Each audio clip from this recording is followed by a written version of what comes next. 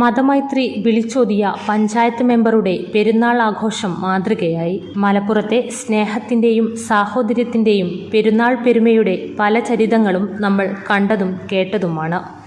എന്നാൽ ഊരകം പഞ്ചായത്ത് മെമ്പറുടെ വീട്ടിൽ സംഘടിപ്പിച്ച പെരുന്നാൾ ആഘോഷം മതമൈത്രി വിളിച്ചോതുന്നതോടൊപ്പം പാവപ്പെട്ടവൻ്റെ ഉള്ളിൽ പെരുന്നാൾ ആഘോഷം ആനന്ദകരമാക്കാനും സുഭിക്ഷമായ വിരുന്നൂട്ടാനും ഇടയാക്കി.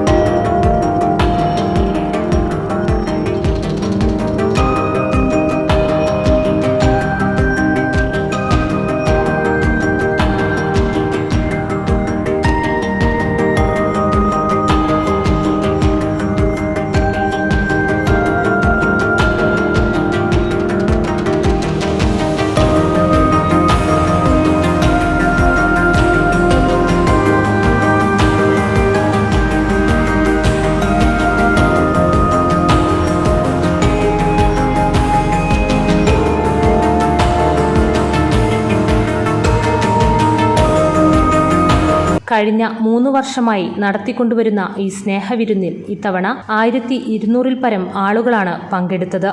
പഞ്ചായത്തിലെ മുഴുവൻ ജനങ്ങളും ജാതി ഭേദമന്യേ പങ്കെടുത്തിരുന്നു. ഊരകം പഞ്ചായത്ത് മെമ്പർ അബു ത്വാഹിറിന്റെ വീട്ടിലാണ് ഇത്തരമൊരു പെരുന്നാൾ ആഘോഷം സംഘടിപ്പിച്ചത്.